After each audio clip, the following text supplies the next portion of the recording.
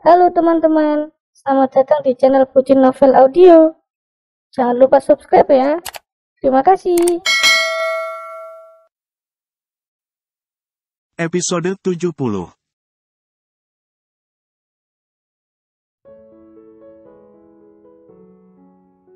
Sekretaris Lim yang menyimak, berangsur mengalihkan perhatian apalagi tatapannya kepada Ibu Muji. Ibu dengar, kan, ucapnya memastikan, tapi yang diajak bicara tidak menjawab dan perlahan malah pergi, keluar dari ruang pemeriksaan di ruang kerja Dr. Andri. Kalau mama saya sudah keterlaluan, sudah langsung dirujak saja. Soalnya kalau sama keluarga, dia beneran enggak mau dengar. Selain saya yang enggak mungkin ngamuk hanya agar ucapan saya didengar sama mama saya sendiri, ucap Dr. Andri yang kemudian juga disusul minta maaf. Permintaan maaf yang sungguh dalam sekaligus berat. Widi tidak menjawab, dan memilih fokus memberi Pak Mul yang ketiduran makan. Ia membangunkan pria itu, menuntunnya makan bubur ayam yang ia beli. Pinjam kursi, ucap Sekretaris Lim yang mengambil kursi di depan Dr. Andri. Ia menggunakan kursi tersebut untuk duduk Ibu Ripah. Bentar lagi pindah ke ruang rawat, ucap Dr. Andri yang juga berdalih, ruang rawat untuk Pak Mul sedang disiapkan. Minimal sehari semalam, Pak Mul wajib opname mengingat keadaan Pak Mul yang sudah ringkih. Namun, baik Widi termasuk Sekretaris Lim, tidak ada yang menjawab. Termasuk itu ketika Sekretaris Lim mengambil kursi di hadapan Dr. Andri yang masih tersisa untuk Widi duduk, suasana di sana tetap saja hening lantaran semuanya kompak diam. Widi, Mbak. Pesan tanggung dari Widi membuat Arum yang tengah memperhatikan kedua wajah bayinya dan masing-masing ada di ranjang bayi, langsung terjaga. Mbak Arum, iya, kenapa, aman, kan? Widi, enggak, Mbak. Soalnya si Lim bilang, dia mau nunggu. Membaca itu, Arum langsung menahan tawanya demi keamanan jahitan di jalan lahirnya, juga keamanan bersama. Apalagi di tempat tidurnya dan Kalandra, Aidan tak kalah pulas dari kedua adiknya. Ya Allah, angkatlah setiap musibah dari keluarga hamba. Tolong biarkan Widi bahagia, tanpa peduli masa lalunya karena kini, dia benar sudah berubah, batin Arum. Mbak Arum, alhamdulillah kalau gitu, Widi, kok alhamdulillah sih, Mbak tolongin aku beneran enggak mau nikah lagi. Mbak Arum, ya memang alhamdulillah. Dari yang selevel Agus, terus kamu ditipu Fajar Pongah, terus ada Pak Haji juga, dan terakhir Dr. Andri yang sangat baik tapi mamahnya as interpret, as sama dengan ekspletif, lebih besar dari asteris, as lebih besar dari, sekarang kamu dapat yang lebih. Malahan, dia juga sanggup tunggu. Widi, tapi memang enggak apa sih ya, Mbak? Lagian, siapa juga yang tahan nunggu lama, paling ujungnya jenuh terus nyerah. Mbak Arum, ya kita lihat saja, siapa tahu Lim satu di antara orang yang sukses dalam menjalani penantian. Widi, Mbak. Arum terkikik karena ia sudah bisa membayangkan ekspresi panik sekaligus takut Widi sekarang.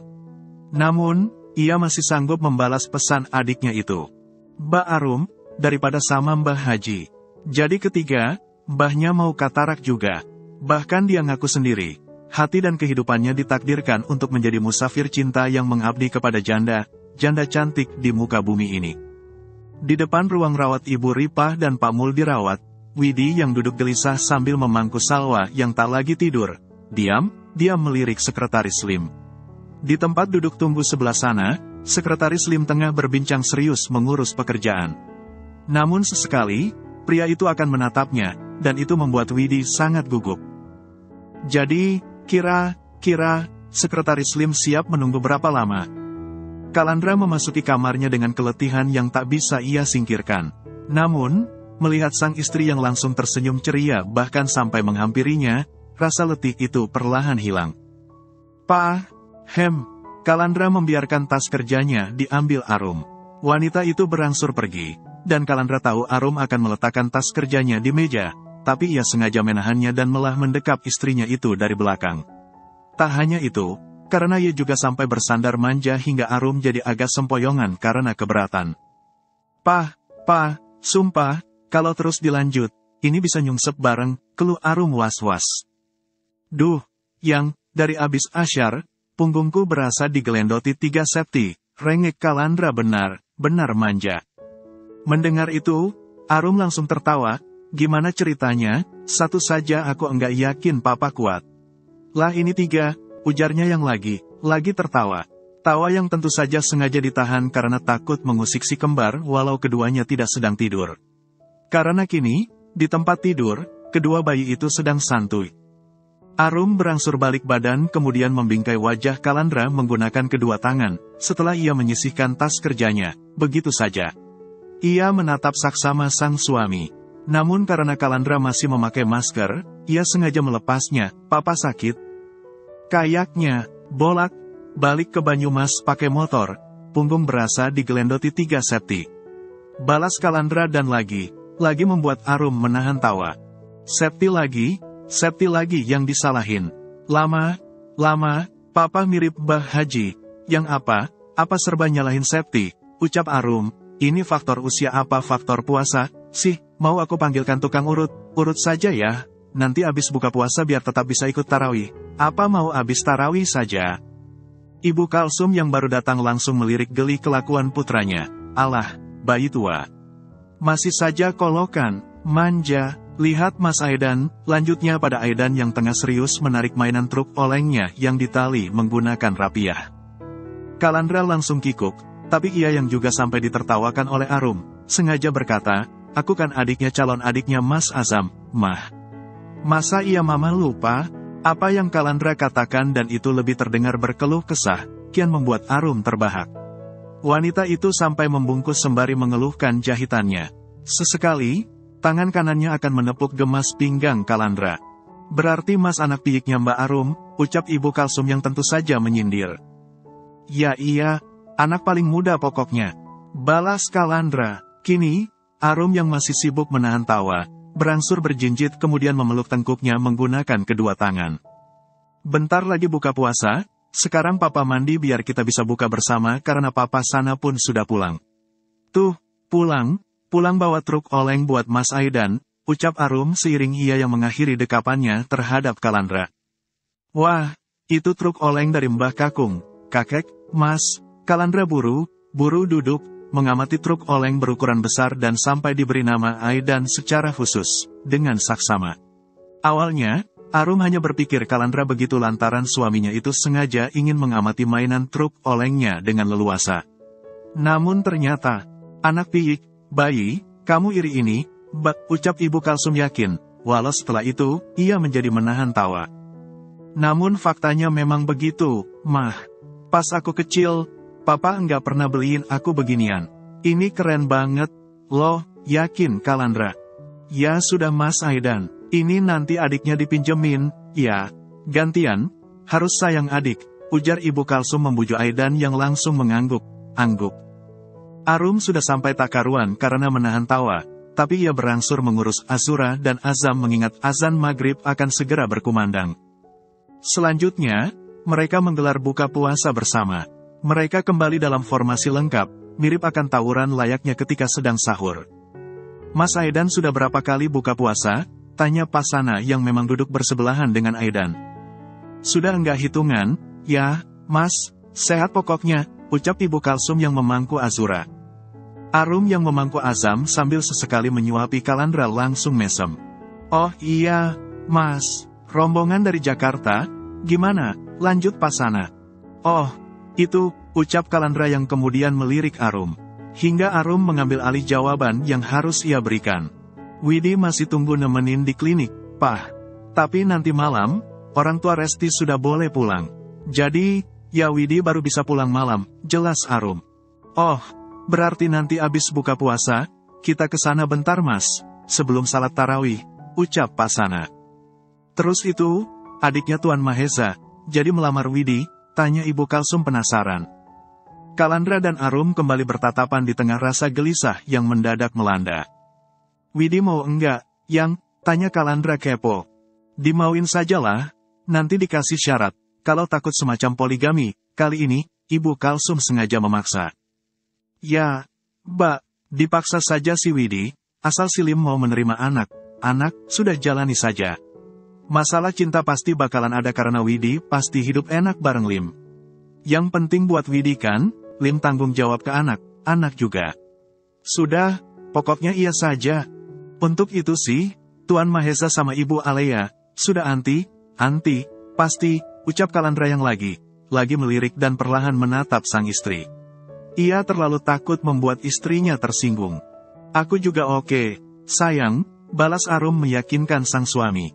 Kemudian, tatapannya mengabsen Pasana maupun Ibu Kalsum, kalaupun sampai diboyong ke Jakarta ya enggak apa, kan masih bisa komunikasi. Zaman makin canggih dan kita pun bisa main. Daripada di sini, necis dikit pergi kerja digosipin enggak sama tetangga. Nah, gitu, berpikirnya buat ke depan juga. Widi hidup enak bahkan jadi jutawan pun, kita lihatnya juga senang, kan, timpal Ibu Kalsum dan walau tampak lemas, Arum mengangguk. Iya, Mah, ucap Arum. Jadi sekarang, kita, apalagi kamu, Mbak, kita pelan bujuk Widi. Tapi ya memang jangan spontan langsung besok. Maksudnya, kan di sini pun, orang tua Resti masih kita urus. Nanti pelan, sering komunikasi, dan pihak dari Jakarta juga rutin melakukan kunjungan, pasti kalau begitu jauh lebih enak. Nanti deh, Papa bilang, nawar ke mereka. Jangan langsung spontan harus mau, kesannya berasa disambar petir, ujar Pasana sangat sabar. Senyum hangat terlahir dari bibir Arum. Ia menatap sang papa mertua penuh terima kasih. Makasih banyak, Pak, jarang, mertua sampai mau urus keluarga menantu. Sama, Mbak, sudah jadi kewajiban kita buat saling jaga. Kita sudah berkewajiban saling dukung, apalagi ke keluarga sendiri. Harapan papa sih, Lim sama Widi bener. Sama saling mengisi. Melengkapi seperti kalian, Pasana menatap semringah Kalandra dan Arum yang langsung tersenyum hangat membalasnya dan juga kepada semuanya. Amin, batin mereka kompak dalam hati. Mengaminkan setiap harapan baik yang senantiasa membersamai mereka. Dirasa, alasan sinyal janda Widi enggak bisa aku deteksi karena sepertinya, Widi bakalan enggak janda lagi. Mau nikah dan otomatis pensiun dia, dari peradaban janda. Alhamdulillah, dengan kata lain, aku enggak usah nunggu lama lagi karena akhirnya, Allah akan menyatukan kami dalam ikatan pernikahan yang samawa. Pikir Pak Haji masih nongkrong di rumah makan milik Arum. Namun, walau ia sudah sampai kekenyangan akibat makan terlalu banyak ketika buka puasa, ia belum melihat tanda akan ada kedatangan dari janda pujaan yang tengah ia nanti itu. Sesekali, Pak Haji mengawasi suasana sekitar sambil membenarkan kacamata khusus yang memang harus ia pakai agar ia tetap bisa melihat. Ini enggak ada janda cadangan lagi apa gimana? Kok iya dunia ini bikin aku kesepian tanpa adanya janda gemilang? Pikirnya masih sibuk mengawasi sekitar. Namun lagi, yang datang masih laki. Gonjreng, ganjreng, keluh Pak Haji beberapa saat kemudian menirukan musik dari pengamen yang kebetulan datang. Suara yang makin lama makin jelas efek semacam disambungkan dengan sound system. Parahnya, innalillahi itu Widi Wariem, jerit Pak Haji dalam hatinya dan benar panik. Ia nyaris bersembunyi, tapi baru akan merunduk. Dari pintu masuk sudah ada yang sibuk berdendang. Kau masih gadis atau sudah janda? Kalau masih gadis ayo jadi janda. Karena janda kononnya lebih menggoda. Wah Pak Haji, Mbak kesayangan. Karyawan di warung yang memang sudah paham Pak Haji, langsung sibuk menertawakan Pak Haji yang langsung ditempeli Wariem. Membuat pembeli yang ada di sana juga ikut tertawa. Sama sekali tidak ada yang menolong walau Pak Haji sibuk meminta tolong. Widi Wariem sudah langsung memeluk erat Pak Haji, mengabsen wajah sekaligus kepala botak Pak Haji menggunakan bibir bergincu tebal warna merahnya. Hingga wajah musafir cinta pemuja janda itu jadi penuh segel bibir. Namun beda dari biasanya, kepada Wariem, Pak Haji sama sekali tidak bisa melawan dan memang cenderung ketakutan. Mbah Haji kesayangan, kasihlah Widi sayang ini makan. Kasihanilah. 5 tahun ke depan, Widi sayang cantik ini belum makan. Rengek si Wariem masih bertahan duduk di pangkuan Pak Haji. Belum makan gimana? Belum tentu juga 5 tahun ke depan kamu masih hidup, omel Pak Haji yang buru menunduk karena takut. Ah, Ayang Haji, Ayang tega sekali, kalaupun memang Widi cantik ini sudah enggak hidup lagi, asal sama enggak hidup sama Ayang Haji, Widi rela rengek manja si Wariem. Ogah banget, paling tidak saya masih ingin hidup lebih lama lagi karena masih banyak janda cantik yang belum saya nikahi, protes Pak Haji. Kenapa harus janda? Kenapa semuanya serba janda? Kenapa Mbah Haji enggak cari yang batangan saja? Nanti aku kasih gratis punyaku tanpa syarat, apalagi registrasi. Yakin Widi Wariem sampai histeris bak pemain drama andal, selain ia yang sampai membingkai wajah Pak Haji menggunakan kedua tangan. Ia menatap saksama wajah Pak Haji yang memang sengaja ia paksa. Ngapain juga saya cari batangan kalau saya saja punya batangnya, daripada ke saya. Mending sekarang kamu ke Fajar karena hanya dia yang mau sama Wariem, yakin Pak Haji. Kalian, kenapa kalian enggak ada yang nolongin saya? Semprot Pak Haji yang kemudian berdalih akan pulang karena harus tarawih. Ya sudah, bawa aku ke si Fajar. Buktikan kalau dia penyuka batangan, baru aku mau lepasin Mbah Haji sayang, tuntut Widi Wariem dan memang masih memaksa. Yakin, kamu pergi sendiri saja karena ini mata saya katarak. Kamu tahu, katarak itu menular, mendadak. Pak Haji memiliki rencana untuk nakuti si Wariem. Ia sengaja menggunakan matanya yang memang bermasalah. Lihat saja, si Wariem sudah langsung tegang dan belum apa sudah berusaha menjaga jarak dengannya. Memangnya sejak kapan Katar, Aks, bisa menular? Tanya Widi Wariem kepada mereka yang ada di sekelilingnya, dan memang sudah menjadikannya sebagai tontonan. Malahan beberapa dari mereka sampai ada yang menggunakan ponsel untuk mengabadikan momen kebersamaannya dengan Pak Haji. Sejak Katar, Aks, nya nempel ke saya dan sengaja saya tularkan, yakin Pak Haji.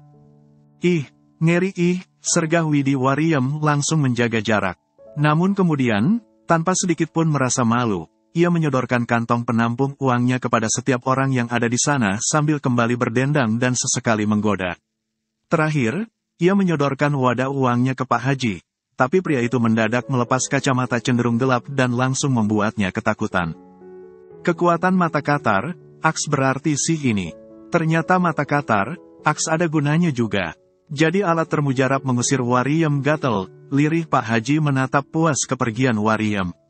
Wanita karbitan itu tunggang langgang sambil memanggul sound system dengan gaya yang benar perkasa. Baru beres membayar dan nyaris keluar dari rumah makan, Pak Haji mendapati rombongan mobil mewah mendekat. Ada 3 mobil sekaligus dan satu diantaranya merupakan mobil Kalandra. Mobil Kalandra ada di tengah. Mendadak aku merasakan sinyal janda. Jangan, di dalam sana memang ada janda cantik yang bahkan kaya, atau jangan, di dalam sana ada Dewidi, itu mobil Pak pengacara, kan, itu mobil yang kemarin orang kaya tapi mencret, kan. Setelah berpikir demikian, Pak Haji jadi berpikir. Kok aneh, ya, masa iya orang kaya kok mencret, buru ia lari ke tempat parkir. Memarkir mobil Tuan Mahesa hingga mendapatkan posisi terbaik. Malahan ketika Tuan Mahesa turun, ia sampai dapat duit selembar 20.000. Kalandra langsung terbahak memergoki pemandangan tersebut. Pak pengacara, enggak apalah, rezeki bulan puasa, ujar Pak Haji tetap mengantongi duit pemberian Tuan Mahesa. Pak Sana yang berangsur turun sampai bertanya, memangnya Mbak lagi kekurangan pekerjaan, sudah pensiun dari peradaban menjadi musafir cinta? Ya, enggak akan mungkin pensiun. Malahan ini, saya sudah mengajari anak saya untuk menjadi generasi penerus. Balas Pak Haji yang langsung heboh karena Widi satu mobil dengan Kalandra. Istri masa depan, tarawih bareng, yuk, sergah Pak Haji yang memang langsung menghampiri. Tapi mendadak mundur karena Widi menurunkan ketiga anaknya. Selain itu, Widi juga menawarkan janda yang lain kepadanya. Ini mamak saya, Mbah. Janda juga. Cocok sama Mbah. Daripada sama saya, kita kelihatan buyut, yakin Widi sembari mendekatkan sang mamak kepada Pak Haji.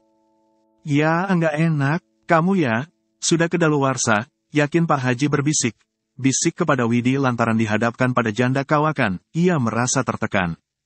Pak Sana dan Kalandra sudah langsung sibuk menahan tawa. Namun, Kalandra berangsur menjauhkan Pak Haji dari mertuanya. Takut mertuanya tersinggung atau parahnya merasa terzalimi. Ini ada apa, sih, kalian rombongan bae? Enggak ajak saya, protes Pak Haji kepada Kalandra. Ini si Widi mau lamaran, bisik Kalandra yakin dan masih merangkul punggung Pak Haji. Namun, setelah mendadak diam, Pak Haji malah sampai jatuh pingsan. Diapain? Mas, tanya Widi syok. Kalandra yang awalnya juga syok, perlahan menjadi tertawa. Ia berangsur jongkok, mencoba menatap wajah Pak Haji lebih dekat lagi. Bah, itu wariyemnya datang lagi. Ah, masa, ya sudah, enggak jadi pingsan, ucap Pak Haji panik dan buru bangkit. Membuat mereka yang sempat khawatir langsung menghela napas karena merasa tak habis pikir. Tak lama kemudian, kebersamaan mereka berpindah ke masjid biasa Pasana menunaikan salat berjamaah. Pak Haji pun ikut serta menunaikan ibadah salat tarawih berjamaah, menjadi bagian dari rombongan Kalandra dan Tuan Mahesa. Hanya Ibu Alea dan Arum saja yang tidak ikut. Keduanya menghabiskan waktu dengan mengobrol ringan di kamar Arum, selain kedua anak Resti yang sudah tidur di kamar tamu kediaman Pasana. Lama ngobrol gini, kok aku jadi merasa sedang bersama Resti, ya, batin Arum yang memangku Azura dan memang tengah memberi bocah itu ASI. Sementara di hadapannya, Ibu Alea sampai duduk di lantai hanya untuk mengajak mengobrol Azam yang tetap anteng meski tidak tidur. Aku jadi sampai merinding begini, batin Arum lagi. Nanti kalau Widi jadi sama Lim, berarti aku bakalan sering main ke sini. Tapi pasti jadi sih, meski memang enggak langsung sekarang. Aku sendiri pasti bakalan syok kayak Widi, soalnya baru ketemu masa gitu, ucap Ibu Alea masih bertahan duduk sila di dekat ranjang bayi Azam. Arum tersipu tanpa balasan berarti. Namun jujur, Arum bahagia jika perjodohan antara Widi dan Lim sungguh terjadi dan sampai menghasilkan cinta. Jujur, perjodohan mereka beneran bikin aku bahagia. Karena melalui ini juga, kita jadi saudara, lanjut Ibu Alea. Apalagi kalau kamu tahu, sebenarnya aku Resti, pasti kamu enggak canggung gini, batin Ibu Alea yang masih menatap Arum dengan senyum yang begitu damai. Di tempat berbeda, acara salat tarawih sudah usai. Ibu Kalsum yang turut serta, juga turut membantu Widi menjaga salah satu anak Widi. Ibu Kalsum menuntun Salwa, dan sengaja menyapa Ibu Muji yang kebetulan tarawih di sana bersama Nisa, anak Dokter Andri. Ibu, ucap Nisa antusias dan langsung menyalami tangan kanan Widi dengan taksim. Walau ulahnya itu juga langsung berakhir lantaran sang nenek mendadak menariknya dengan kasar. Kamu ya, Ji, sudah jadi nenek malah makin kebangetan. Apa salahnya sih nyapa terus salaman, belajar tuh, dari Nisa, yang walau masih kecil, sudah tahu sopan santun, omel Ibu Kalsum sengaja berucap lirih. Lagian kamu kenapa sih, masih saja sensi sama Widi kan sudah mau lamaran sama orang kota. Itu, orang kaya dari Jakarta yang kemarin berobat ke kliniknya Andri, lanjutnya masih bisik apalagi mereka baru saja keluar dari masjid dan di sekitar mereka banyak jamaah lain. Merinding, Ibu Muji langsung kicep setelah wanita bermata tajam itu mendapati Sekretaris Lim sebagai sosok calon tunangan Widi dan tengah Ibu Sulis maksud. Sosok yang sebelumnya juga sempat menegurnya habisan di klinik Dokter Andri. Dalam diamnya yang masih belum bisa menjawab, ia tengah mengamati Sekretaris Lim. Di sebelah, rombongan jamaah laki baru saja akan keluar dari masjid. Ibu Kalsum yang sadar Ibu Muji sudah langsung termakan omongannya, diam langsung tersenyum girang, belum nikah itu. Masih perjaka, orang kaya raya, umurnya juga 2 tahun lebih muda dari Kalandra, bisiknya sengaja manasi Ibu Muji. Dan kenyataan Ibu Muji yang menjadi menatapnya kesal, ia yakini karena wanita yang masih memakai mukena lengkap itu sudah langsung terbakar rasa kesal. Enggak mungkin ada macam pria berbibit unggul gitu, mau sama Widi. Halu itu namanya, yakin Ibu Muji. Ih, kata siapa, asli dia mau sama Widi, apalagi kan dia enggak kayak Andri yang punya mama rasa mak lampir, yakin Ibu Kalsum lagi dan memang sengaja menyindir teman lamanya itu. Ibu Muji langsung menatapnya dengan sangat sinis. Kalau kamu enggak percaya, tunggu, lihat sendiri si Lim mulai coba pendekatan ke Widi dan anak-anaknya. Paling sebulan lagi mereka nikah. Widi diboyong ke Jakarta, hidupnya jadi nyonya, kerjaannya ngemel sama nyalon. Duh, mendadak jadi sosialita. Mendengar ocehan Ibu Kalsum yang terdengar jelas sedang membuatnya cemburu, Ibu Muji benar kesal. Namun pada kenyataannya, walau pria tampan berkacamata bernama Lim yang tengah mereka maksud masih tampak ragu bahkan kaku, pria itu sungguh melakukan pendekatan kepada Salwa. Bersambung dulu ya teman-teman.